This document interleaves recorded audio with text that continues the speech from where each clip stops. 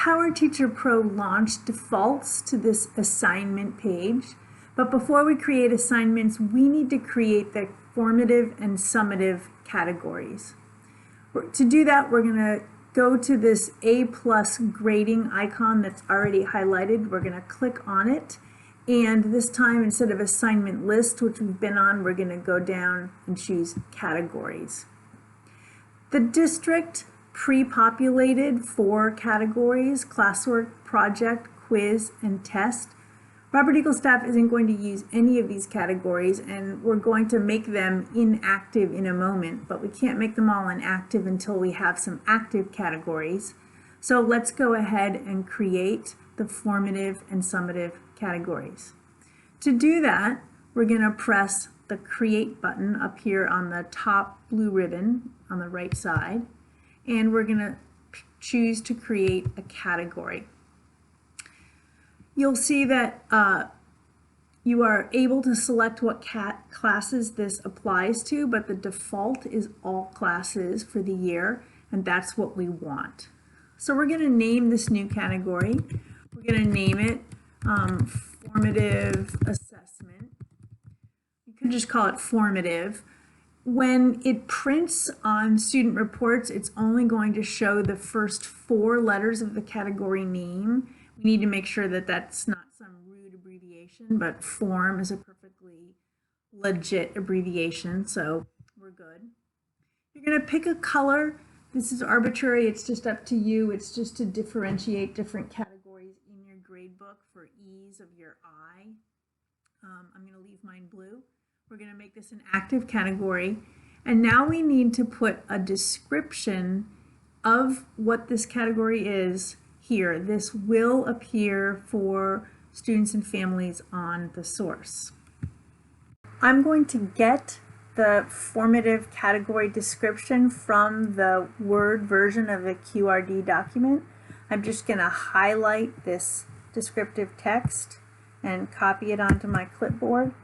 Then I'm going to go back, and rather than pasting it directly into the description box, because we're using Firefox, we need to use this paste from Word feature. So click on that, now paste the text, and say OK. There it is. It looks like I've got an extra space there, which I've deleted.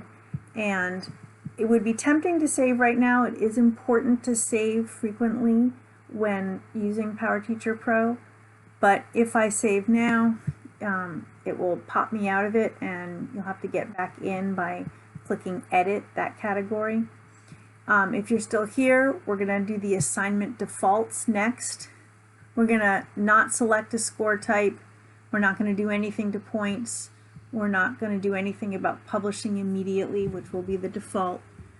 We're also going to leave the published scores checked, but we're going to uncheck Count in Final Grade because we do not want to include the scores into the average that constitutes the student's final grade. So now we're ready to save our formative category.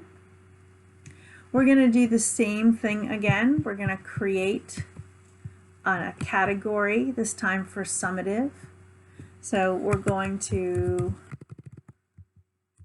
write in the title. We're going to check that the 4 letters is something appropriate. It is. This time I'm going to pick a new color. Doesn't matter what color, but I want to contrast it for purposes of entry and looking at my grade book. Just have some visual difference there. I'm going to make it active, and now I need the description for the summative category. So I'm going to go back to the Word document. I'm going to copy the summative category, paste,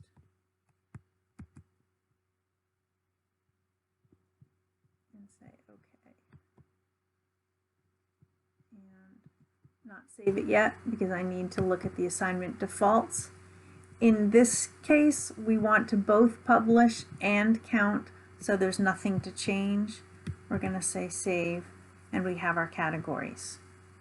Finally, it's going to make life simpler. I've already made these inactive, But it's going to be simpler to create assignments if you make your district creative categories inactive.